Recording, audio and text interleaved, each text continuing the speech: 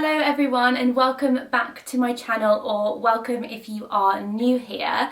Today I wanted to make a video all about my multiple sclerosis diagnosis and just how it is to live with having MS.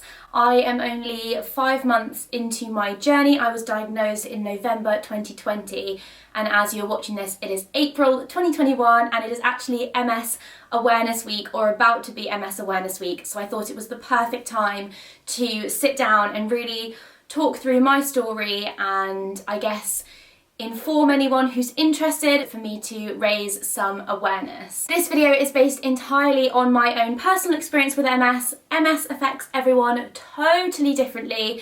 Everyone has a completely different diagnosis story and experience, and if you are to know one thing about MS, is that it's completely unpredictable, so we don't really know what the future holds. So I just wanted to put that little disclaimer that this is based entirely on my own experiences. I'm not a doctor or a medical or healthcare professional. If you have any concerns, then please contact your doctor. You are also more than welcome to ask me any questions or comment below. This is just kind of sharing my story and letting anyone who is interested know more about MS or living with MS. So if you don't know anything about multiple sclerosis, then it is a neurological condition, which means it affects the central nervous system. So it affects the brain and the spinal cord, and it is a chronic disease, so it is a lifelong condition. I have relapsing remitting MS, which is the most, I was going to say popular, which is the most common type of the disease, which most people have. There is also progressive MS, which is slightly more serious and has sort of more longer term effects, and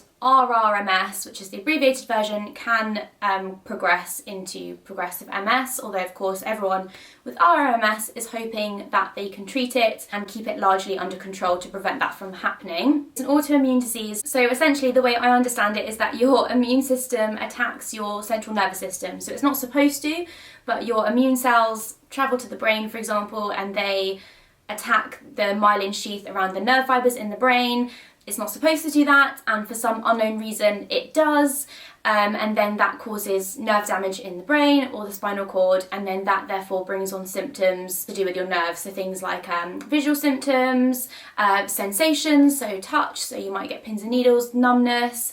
It can also affect mobility, so some people wake up and can't feel their legs, kind of those sorts of symptoms. So yeah, in a nutshell, we don't know why it happens. There can be certain triggers that bring on episodes of a flare-up of MS. So for example, if you've been really stressed and really busy, some people say that can then bring on a flare-up which gives them their MS symptoms. It's called a relapse or a flare-up or an episode when you get symptoms that last for a prolonged period of time. And they're usually new symptoms rather than pre-existing ones. So that is a little bit about what it is. So there is no known cause and there is no known cure. That's really hard to say. It is unfortunately one of those things that happens, and it actually affects women more than men. Again, they don't know exactly why, but it could be to do with different levels of hormones and things like that. There are some genetic factors. My parents or family don't have a history of MS at all, but I think if you have it in your family, you are slightly more likely to develop it. It actually affects 1 in 500 people in the UK, I believe. I'm actually going to link some websites below. So the MS Trust is a really good MS charity and organisation where there'll be lots of information there. So if you want to read more about it, I'll pop a couple of links below. Obviously, I don't know everything about it, I'm still learning, and it's quite hard to even just relay the information. So yeah, that is what it is. And I think that's one of the most kind of common misconceptions, is that people think it is caused by something. So although things like stress can bring it on, and having an infection, so getting a virus or something like that, it's kind of largely unknown why it happens, because obviously some people's immune systems function fine and some people's attack. You can have pre-existing things like be low in vitamin D and things like that, but in my personal experience I do not have vitamin D deficiency. I've kind of supplemented it over the years, and you know, always try and get a good amount of sun, and of course I do supplement it now anyway because it's really important for MS. But yeah, as you can see already, there's not one size fits all when it comes to MS. In fact, as I've been told many times by my consultant and my MS nurse, there's actually more questions than answers when it comes to MS. So yeah, that's kind of why I wanted to talk about my experience. You may know someone with MS and they might have a completely different story. Woo! Cool, so I think that is everything I wanted to include in the intro. I'll definitely watch it back and be like, damn it, I didn't say that. I'll get into my actual diagnosis story. So like I said, I was diagnosed in November 2020 after being admitted to hospital. I was an inpatient for 3 days, it was 2 nights. Thank God it wasn't any longer because it was the worst experience of my life. But yes, I had been experiencing pins and needles and numbness down my left side. So a couple of weeks before I first went to A&E, I had numbness and pins and needles all down my left arm and into my left hand, and it lasted for a few days. And I remember just saying, what the hell is this? This is so weird. Me and Sam, my husband is a doctor, by the way. He's a trauma and orthopedic registrar, so he's not in the kind of neurology side of things. And at the time we were both just like, let's just see how it goes. It's probably nothing. You don't really think anything of it too much, and you don't put 2 and 2 together. So I had that, and it kind of went away, like I said, after 3 or 4 days. And then I think maybe a week went past, and I had really, really bad vertigo one morning. I remember putting it out on my Instagram stories actually, and I thought maybe I had an ear infection because I just felt really off, like really just like whooshy is the way I can describe it. I remember that morning I lifted my head off the pillow and I was just like, oh my God, like I could barely lift it up. I just felt like completely out of it, really dizzy. So I had that. I remember it very clearly. It was the day before Halloween, and actually I had had a similar feeling a week or 2 before. It wasn't at the same time as the pins and needles, but again, it kind of went after a day, and I just thought, don't know what that was, never mind. As you do, you just kind of make excuses and think, oh, it's nothing. But on this particular occasion, on that Friday, I started to get pins and needles again. So it started off in my left arm and hand again. I was taking a PT session. I remember it just feeling really off. And then as the day went on, I started to get it in my left leg as well, and it kind of just got worse and worse through the day. And so I managed to ring my GP, and I made a phone appointment for the next morning, for Saturday morning, which is great. Didn't even know GPs did that. By the next morning, everything was still the same. I felt less kind of whooshy, but still a little bit dizzy, still not right. The pins and needles was worse, to the point where it was kind of like in my side, like I'd touch it, it would just feel weird. I should say that whilst it was numb, I still had all the same kind of movements, and I could still pick things up and do things. It just, the sensations were not right. So I could feel things, but they just felt numb, you know, like, you know, if you, I don't know, get really cold outside and you go a bit numb, like it feels weird, but you can still feel it, if that makes sense. And it kind of spread to the point, like, you know, even my left butt cheek and just everywhere, and the side of my head was unbearable. Like, I don't know if anyone's experienced this, maybe not if you've not got MS, but it was to the point where if you touch it, it would like send shivers and shudders all through my body, because the sensations were just like, just so hypersensitive basically in my left ear. And yeah, I would say the head was probably the worst part at this point. My face was okay, but it was mainly touching my head and just really odd. So like I said, had the GP appointment on that Saturday morning. I was getting myself so worked up at this point, because it's really stressful having a health concern when you don't know what it is and you're starting to freak out. You're Googling everything, it tells you it's a brain tumour, it tells you it's multiple sclerosis, but you think, oh no, it's not that because my mobility's fine. Loads of other things came up. It's really quite a scary thing. I would not recommend Googling. And then of course the GP didn't ring at the time that they were supposed to ring, so I was getting myself in such a state, to the point where she only rang half an hour later. It wasn't a big deal, but I was getting so worked up about what to do if she didn't call. As soon as she said, how are you, what's going on, I just burst into tears because I was in such a state about it. It's just such a isolating, scary thing when you just don't know what's going on. Anyway, managed to have obviously a conversation with her, tell her what's going on. She was really concerned, and she just said that if I came to see her in person later that day, she could run some tests, but she wouldn't get the results until, you know, a few days later in the weekday. So she said, please go to A&E. I'm quite concerned that the sensations are getting worse. So yeah, I was at home on my own because Sam was working that weekend, and it was just so scary. I was just freaking out. I like got changed, ready to go to A&E. I don't drive, so I had to get an Uber there. Like, the whole thing was just really out of my comfort zone. We're in lockdown. Well, we weren't in lockdown at the time actually. We were kind of in a semi in-between stage. So obviously you have to put your mask on, you have to go to A&E. And again, like, I don't know if this is just such a British thing, but you just feel like your symptoms aren't valid. Like, you feel like, should I be here? You know, I'm not coming in with burns all over my body. I've not, you know, I'm not bleeding. Like, and that's what's so hard about an invisible illness. Like, it's hard enough to tell your husband or a family member about your symptoms because they're just like, oh, like, don't know, never experienced that, like, and you look fine, so it's like whatever. When you go to A&E, obviously there's someone at the desk asking what's wrong, and you just feel like they're not going to believe you somehow. Like, I don't know, it's just a bit of a weird thing to face. Anyway, A&E was there for hours, and I saw various different doctors, various different tests. I actually got told it's not multiple sclerosis because your strength and mobility is fine. The two main things they thought it might be was either some kind of a stroke or a hemiplegic migraine, I think that's how you say it. I had a CT scan, that was all fine, and I basically just got sent away. I think the A&E doctor made a neurology referral. Neurology referrals can take weeks and weeks, by the way, or months. The next day it was still just as bad, the numbness was all the same, and then on the Monday morning, the next day, everything's still the same with the pins and needles, if not worse. And I woke up and I had double vision, which was terrifying. So I remember looking out this window and seeing like dog walkers out on the fields, and there were literally two of them like side to side, like quite spaced out, and I just could not focus my eyes. I quickly realised that if I shut one, it was okay. It was just how they were both working together, and it was just terrifying. I was so scared. I actually had an optician's appointment booked for later that week, and I managed to move it forward to that day because I thought, what's going on with my vision? Thinking back, it was probably a stupid thing to do, but I guess you think an optician is gonna know what to do, right? Because they deal with eyes.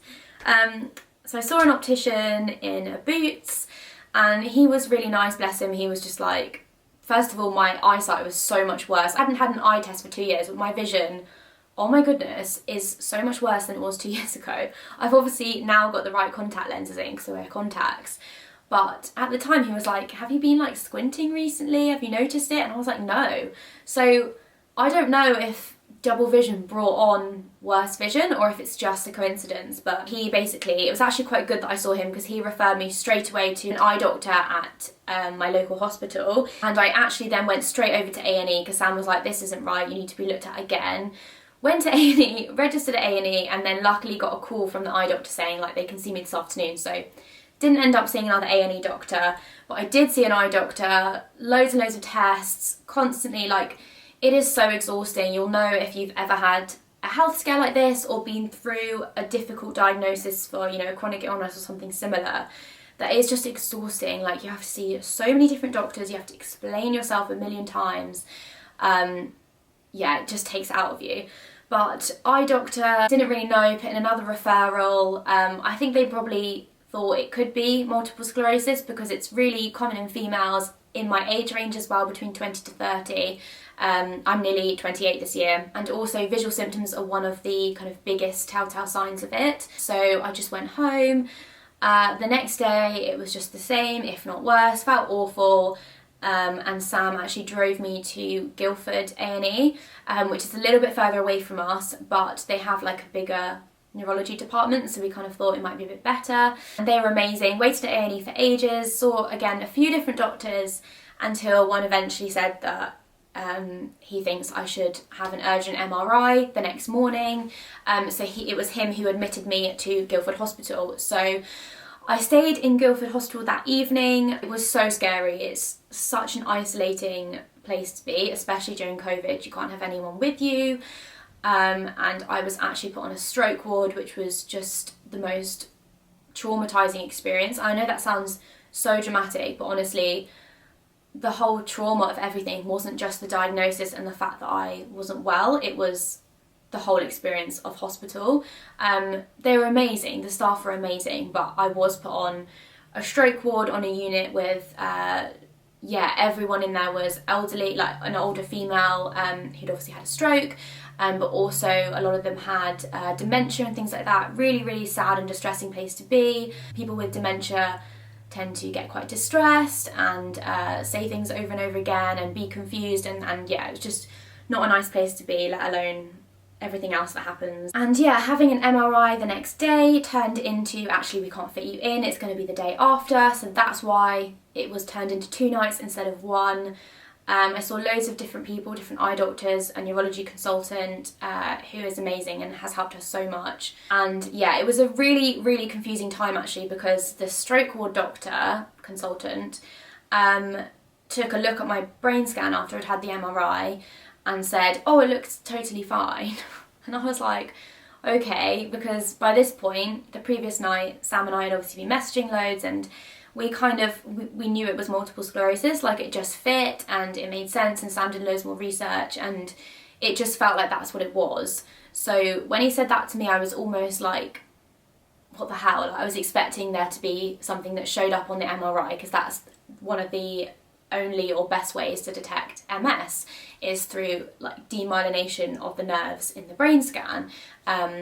So yeah, when he said that, I felt disappointed, which is really weird thing to admit, but it was true, because I was like, okay, what is actually wrong with me then? This is ridiculous. He either didn't know what he was talking about or whatever, but this just adds to the whole roller coaster thing and the kind of miscommunication between doctors and constantly going back and forth, because I obviously later on saw the neurology consultant again and his F1 doctor, and she was the one who later on that evening broke the news to me that it was MS. So I was kind of prepared for it, but it still doesn't stop you from bursting into tears and like, yeah, it's just a really difficult thing to go through on your own with all this new information.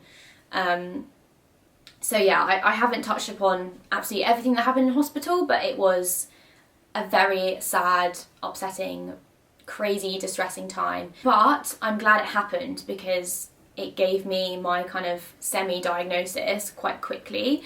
Rather than, I'm glad I didn't just sit at home and wait it out. I got discharged that evening and they put me on steroids. I had some steroids intravenously in hospital, which I don't feel did anything, but I only had one round of them.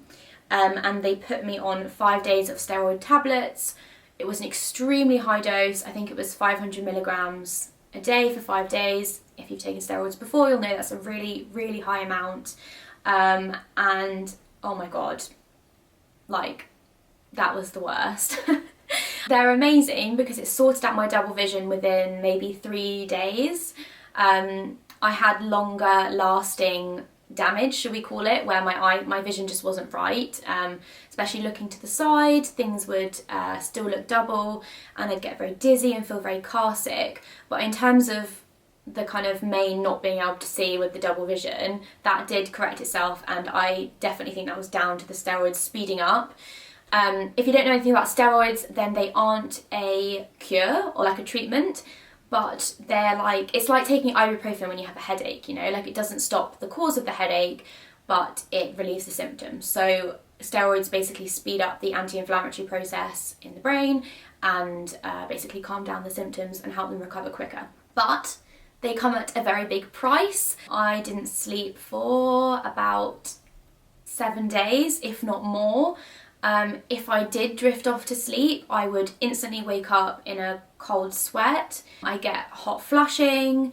I was delusional. I was seeing things and not making any sense, especially at night, like when you're kind of in that drowsy state. I wouldn't quite be able to sleep, but I would think someone was coming into the room. I'd say all sorts of crazy stuff to Sam, like, you know, I'm just waiting for them to come in and check on me. Like, I think I was quite traumatised from hospital, and just loads of other things about wearing blue coats and just weird stuff. I was in pain, like my skin felt bruised, I was aching everywhere, I had awful backache. Sorry to anyone who needs to go on steroids, because they are really helpful, but that's just my experience, is they had a lot of horrible side effects, and the common ones are things like insomnia, delusional thoughts, and things like that. They make you feel a bit crazy basically. So that was a really hard time, because I'd kind of had my diagnosis, or at least we knew what it was. It takes a while for the diagnosis to be confirmed, which I'll get onto, but you kind of feel like, okay, I'm out of hospital, we know what it is, things are kind of improving, but I feel worse. And every day I was feeling worse from the medication, and just the weight of everything as well. But of course you have people checking in, which is so appreciated, asking how you are, and it's so disappointing, like the longer you're out of hospital, the more you want to be able to say, oh yeah, like I'm feeling back to normal. And I was putting so much pressure on myself to feel back to normal, and it just wasn't happening for me. So yeah, if I could go back in time, I would just say to myself, don't put a time limit on this. Like, this is a really, really hard thing you're going through. Whereas I'm really bad at resting, and especially if you're quite an anxious person like I am and you've got the side effects of insomnia, it's really, really hard to rest. But anyway, that was that. And that then led on to obviously loads and loads of appointments. Oh my god, I need a water break. Literally, this is going to be the longest video, but we will get there. So I had various appointments with the neurology consultant. I had another MRI, which just confirmed what we knew before, which is that I had quite a lot of demyelination on the brain. It basically shows up as, I forget which way around it is, it's either like white or dark, I think it's dark blurs on the brain scan, and I have quite a lot of them. I had a lumbar puncture, which is also used in the MS diagnosis process. It was okay. I'd say if anyone is about to have one, try not to be worried about it, because it doesn't last very long, it's over with quick, and it's kind of a necessary thing that you have to box tick. And the people that do it are really, really experienced. So it was fine, and I wasn't too nervous before, but it isn't a very pleasant thing to have done. If you don't know what it is, then you effectively lie on your side, like curled up into a ball, and they basically take fluid from your spine. So they will numb the area with an injection and stuff first, and then they basically go into your lumbar spine and take a fluid sample to test. Yeah, really uncomfortable and leaves you with like quite a bit of back pain afterwards, but yeah, if you're watching this and are about to have one, then it really is okay. So you had that done, and mine actually came back negative for, it's to do with ogloclonial bands or something. But effectively, if you have a positive result, then it just kind of speeds up your MS diagnosis. I had a negative result, which led my consultant to believe that it wasn't very severe MS, it wasn't very progressed or active, even though there were a lot of lesions. Lesions is like nerve damage on the brain scan.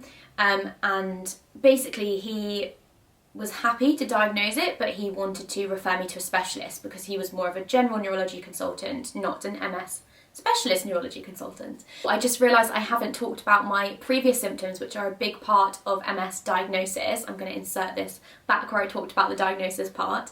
And that is my previous MS episodes or flare-ups, which at the time I didn't know what they were, but before the double vision and the numbness and pins and needles in 2020, I actually had 2 different episodes of facial numbness, actually on different sides of my face, weirdly. They were in 2018 and they were at different ends of the year. I think one was sort of March and one was sort of October time. And at the time we put it down to having a virus or something like that, because that can sometimes cause like lip tingling and some facial symptoms, so I didn't really think anything of it. It lasted for about 3 weeks at a time, and it was so annoying because, like I said, I have like a tingly lip. So I thought it might be linked to like a cold sore virus or something. Like, I really wasn't sure. It was just very bizarre. And I'd touch my face and yeah, it would just feel, the sensations were really off and it would feel numb. So those were my kind of earliest symptoms. And then looking back, a couple of other symptoms include sensitivity to temperature change. I get a lot, and that's very common with MS. I think it's kind of harder to regulate your temperature. I have also had glandular fever. That is also a big one to mention, because if you have had glandular fever, then you are more susceptible to develop MS later on in life.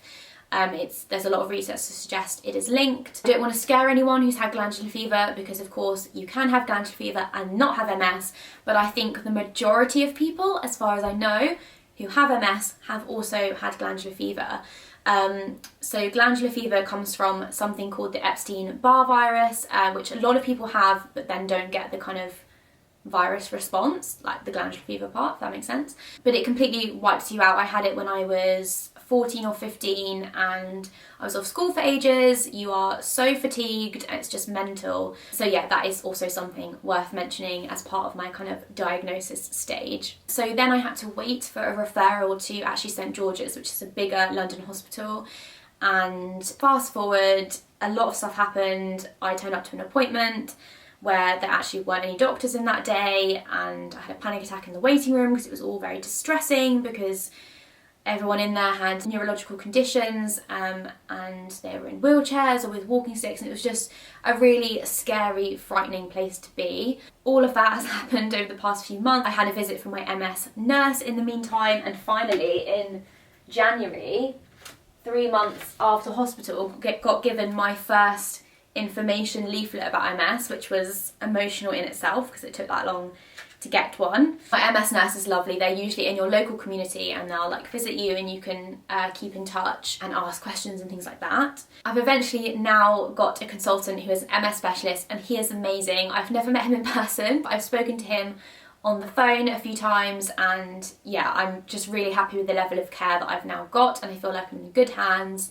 And he has kind of talked me through the whole treatment process, of which there are lots of options.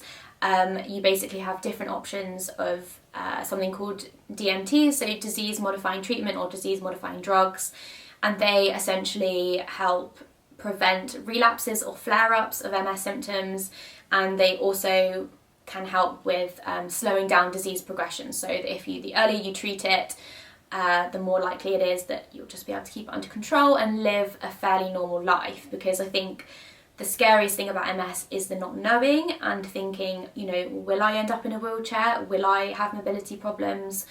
A lot of people go through life and don't have those issues, but some people do, and obviously they tend to show that a lot on MS charity websites and things like that, and it can be, yeah, really, really scary. So my consultant has been amazing. Since then I've had another MRI which showed one new lesion, which is of course not a good thing. As time goes on, you want there to be no progression basically, because it shows that it's quite active. And yeah, essentially talking to the specialist, he basically told me that my MS is a lot more active and worse, I guess, than I was led to believe. I do have a lot of lesions, and I need to go on stronger treatment that was not suggested to me. I was suggested to go on first line treatment drugs, which aren't as strong, and now I've been told to go on to stronger treatment, which I have now started. I am on Tysabri, which you'll know about if you have MS or if you have Crohn's. I think it's used to treat Crohn's as well. Like I said, there's so many different options and everyone suits a different one. But this one is where you have a monthly infusion in the hospital. So it takes about 2.5 hours. You obviously have a cannula in, and the drug goes into your body.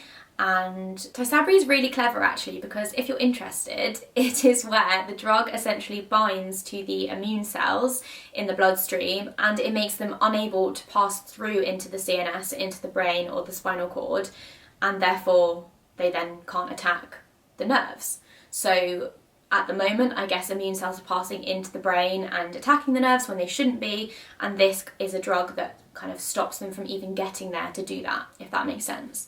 I think it's really clever. It is kind of 75%, I want to say, or similar, effective for preventing relapses. Of course they can still happen, and the idea is I'm on the treatment and I will continue to have MRIs, blood tests and things like that, and if it's not effective, if I keep having relapses, then I might have to try something else in the future. But I'm hoping that it's okay for now, because I've had no bad reaction to it. With Tysabri, you have to have a blood test result that is negative for something called the JC virus, because there is a risk on Tysabri of developing a brain infection called PML. So if you have the virus in your body, which lots of people do because it's quite common, but doesn't really have any side effects or symptoms, but taking this drug can trigger it to cause an infection, if that makes sense. Currently mine's negative, which is really good because I was able to go on the treatment. But yeah, you have to get regularly tested because it can change. You can get a weekly positive result or whatever. So it's just something that needs keeping an eye on. It has just got really sunny in here, so sorry if the lighting keeps changing. But so far from Tysabri, the only side effects I experienced were tiredness afterwards. I felt so drowsy after about the first hour. I suddenly was just like, oh my god, like heavy eyelids, so fatigued. And also I got a headache and just felt really blur afterwards. Like, you know, after you have a vaccine, I felt a bit fluey and just, yeah, a little bit off. And quite dizzy. My vision tends to play up quite a lot, so like I explained before about feelings of feeling car sick, that happens because I think like the muscles in the eyes, the nerves of those have been affected in previous lesions. So it basically means that sometimes when I'm looking side to side and stuff, the eyes aren't moving quite right, and that gives that kind of effect of feeling car sick. So I have had a bit of that, but I had it a week ago yesterday, and I'm feeling really good this week. Like, I'm sleeping really well. Yeah, like I said, I have them every 4 weeks. I posted a picture of it being done on my Instagram, so if you want to see that, then head over there. I'll leave my Instagram links below if you want to follow me. Oh, there is literally so much to cover in this video, because I also haven't yet mentioned that whilst waiting to start treatment, so my first one was in March, this video is going out end of April, but my first treatment was in March, so I started treatment December, January, February, 4 months after my diagnosis, which actually is quite fast compared to a lot of people. It can be a really difficult thing to diagnose, and so much back and forth with treatment options. So I do consider myself quite lucky to have already be starting treatment. But in between that time, it was either the end of February or the beginning of March, I think it was the end of February, I actually had a relapse, so another MS flare-up. I woke up with right hand numbness and pins and needles, which I've never had before. It's only ever been my left side. Only affected my hand and fingers, really intense, makes it really hard to do things because your fingertips are like burning. It got progressively worse over about the space of a week. My vision was also playing up as well, this time looking to the left, I think it was, whereas before it was to the right, which actually seems worse now. So yeah, I obviously contacted my MS nurse, and that's all been logged and everything, but it did settle down after 2 weeks, which was amazing because I thought it would last longer, because they can last way longer, and I really didn't want to go on steroids. So yes, that wasn't as bad a flare-up as I've had previously, but that's just to give you into an insight as to how it works. I shouldn't say I feel lucky, because obviously I don't want to have this disease, but I do feel lucky that so far, touch wood, my mobility and things like that haven't been affected, and I'm still a very active person. I'm a personal trainer, if you don't know much about me. I should have done that in the intro maybe, but yeah, I feel just really grateful that at the moment it isn't any worse, and I feel hopeful for the future as well. My day-to-day symptoms tend to be things like I get that sensation in the side of my head quite a lot, like I explained before. I get like a tingling, and I get a tingling up my spine, up my back as well, and it tends to be if I've taken a lot of PT sessions in one day, or just when I'm like busier and like racing around or stressed. I get that. My vision plays up, like I said. I get really bad fatigue, not all the time. I've probably only experienced a handful of days in the last few months where I would explain myself as having fatigue. So I'm not just tired, but I'm like, I literally need to lie on the sofa because I can't even hang up the washing, kind of heaviness, like you're very heavy and just can't do anything. That is quite rare for me, so that is good so far. I definitely also experience brain fog, so forgetting things, and I've actually haven't had too many accidents in this video, but words come out in the wrong order and I kind of can't really get out what I'm saying. But yeah, I would say that kind of brain fog has got worse over the past year or so, just being quite forgetful as to what I'm doing when I'm doing it. And obviously that's quite common anyway, but it definitely feels like it does flare up at times. And I also get things like really tingly, itchy, burny feet from time to time, especially at night, weirdly. But these are all kind of niggly symptoms that come and go. They're not, you know, like a full-on flare-up, which would be, you know, getting a new symptom, like my right leg would go numb or something. So that's kind of how it works. I hope that this is making sense. If you don't know anything about MS, I hope that this isn't too all over the place. But yeah, those are my day-to-day symptoms. I also do get a little bit of bladder urgency, but I actually got referred to a pelvic health physio, and that has been really good. We just did a lot of like pelvic floor stuff. It was only over the phone, but had to keep a bladder diary, and yeah, I've just been working a lot more on pelvic floor exercises, and I think it's really helped. So that's another kind of positive thing. And then the last thing I experience from time to time is things like dizziness, like I explained before, which is often linked to my vision.